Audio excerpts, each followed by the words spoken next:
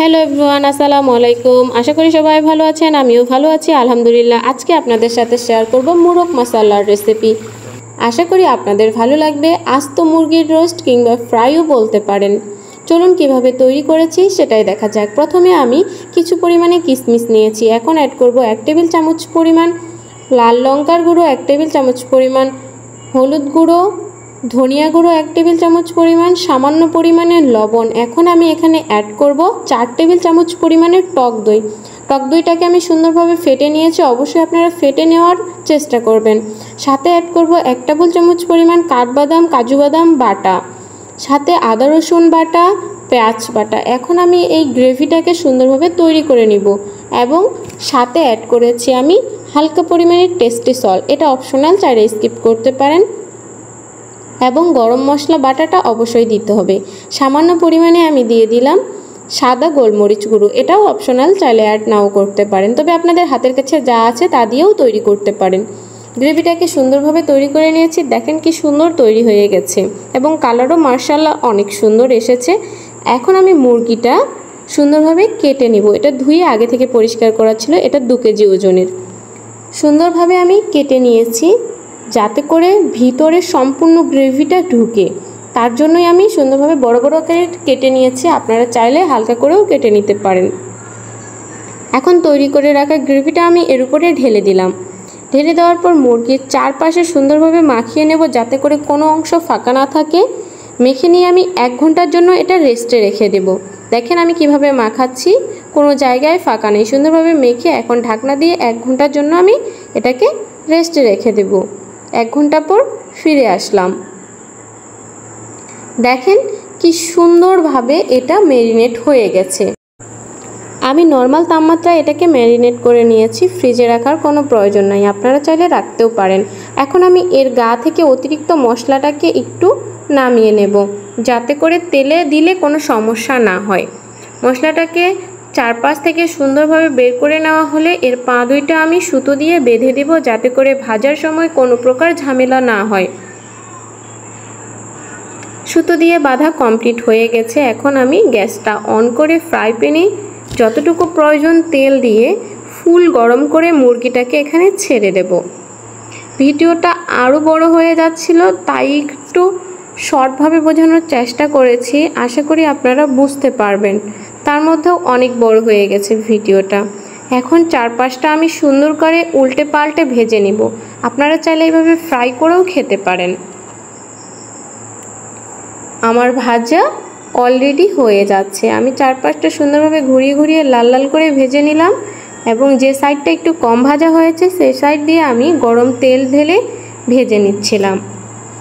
আমার ভাজা already done. দেখেন কি সুন্দর ভাজা হয়েছে এবং চারপাশটাও কি সুন্দর দেখা যাচ্ছে। এখন আমি এটাকে তুলে রেখে দিব একটা পাত্রে। রেখে দেওয়ার পর ওই সেম তেলে আমি কিছু পরিমাণে ছোট এলাচ, বড় এলাচ, ডালচিনি অর্থাৎ গরম মশলা দিয়ে দেব। গরম মশলা দিয়ে কিছু পেঁয়াজ কুচি দিব।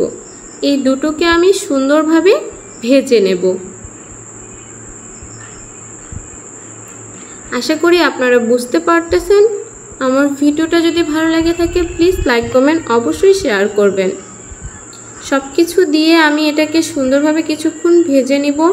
লাল লঙ্কাটা স্কিপ করতে পারেন, তবে আমার ভালো লাগে তাই আমি অ্যাড করেছি।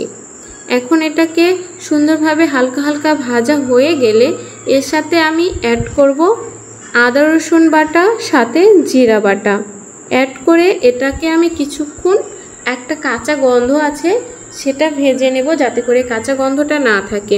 কিছু পরিমাণে আমি লবণ অ্যাড করলাম যাতে করে পেঁয়াজ রসুনটা সুন্দর সেদ্ধ হয়। আপনারা চাইলে অ্যাড নাও করতে পারেন, একসাথেই লবণটা অ্যাড করতে পারেন। আমার এটা কমপ্লিট হয়ে এসেছে, গন্ধটা চলে গেছে। এখন আমি এখানে সামান্য পরিমাণে পানি অ্যাড করব। পানি অ্যাড করে মশলাটাকে আবারও আমি ভুনিয়ে নেব। ভুনানো কমপ্লিট হয়ে গেলে আস্ত মুরগিটা এর মাঝে আমি ছেড়ে দেব। এটাকে আমি সুন্দরভাবে কষিয়ে নেব। কষানো হয়ে গেছে প্রায়। এখন আমি অ্যাড করব কিছু পরিমাণে যে মশলা রেখে দিয়েছিলাম সেই মশলাটা আমি একবারেই অ্যাড করেছি। মশলাটাকেও আমি সুন্দরভাবে ভুনিয়ে নিয়েছি। দেখেন কি সুন্দর ভুনানো হয়ে গেছে। ভুনানো হয়ে গেলে আমি এখানে পরিমাণ মতো পানি দিয়ে ঢাকনা দিয়ে রেখে দিব। দেখেন ব্লক উঠেছে। মশলাটাকে এখন আমি আস্তে আস্তে করে ভুনিয়ে নেব। সিদ্ধ প্রায় কমপ্লিট। এটা যত বেশি ভুনাবেন তত বেশি টেস্ট বাড়বে। গ্রেভিটা অনেক বেশি ঘন হয়ে আসবে অল্প কিছুক্ষণের মধ্যেই। গ্রেভিটা ঘন হয়ে আসলেই বুঝতে পারবেন আপনার মুরগি রান্নাটা কমপ্লিট হয়ে গেছে। দেখেন গ্রেভিটা কত সুন্দর ঘন হয়ে এসেছে। এটা থেকে তেল ছেড়ে আসলেই রান্না কমপ্লিট। গ্রেভিটা একবারেই ঘন হয়ে এসেছে। রান্না আমার কমপ্লিট এবং তেল ছেড়েও এসেছে। এখন আমি অ্যাড করব এখানে কিছু পরিমাণে সস, টমেটো সস, সাথে অ্যাড করব গুঁড়া দুধ পাউডার। এটা অপশনাল, চাইলে অ্যাড নাও করতে পারেন। সামান্য পরিমাণে গুঁড়া দুধ পাউডার অ্যাড করলাম। এখন আমি অ্যাড করব কিছু পরিমাণে চিনি। চিনি খাবারের প্রচুর পরিমাণে টেস্ট বাড়ায়, আপনারা চাইলে স্কিপ করতে পারেন। এখন আমি এটাকে কিছুক্ষণ আবার রান্না করে নিব যাতে করে টেস্টটা আরও দ্বিগুণ বেড়ে যায়। এখন আমার রান্না কমপ্লিট। এখন আমি অ্যাড করব 1 চামচ পরিমাণ ঘি। ঘি স্বাস্থ্যের জন্য অনেক ভালো, আপনারা চাইলে অ্যাড করতে পারেন, কিংবা যারা ঘিয়ের গন্ধ সহ্য করতে পারেন না তারা স্কিপ করতে পারেন। আমার রান্না অলরেডি ডান। আশা করি আজকের ভিডিওটা আপনাদের কাছে ভালো লেগেছে। যদি ভালো লেগে থাকে প্লিজ লাইক কমেন্ট শেয়ার করবেন এবং অন্যকে দেখার সুযোগ করে দেবেন। অবশ্যই একটা কমেন্ট করবেন কেমন হয়েছে, আর বাসায় একবার অবশ্যই ট্রাই করে আমার কমেন্ট বক্সে জানাবেন।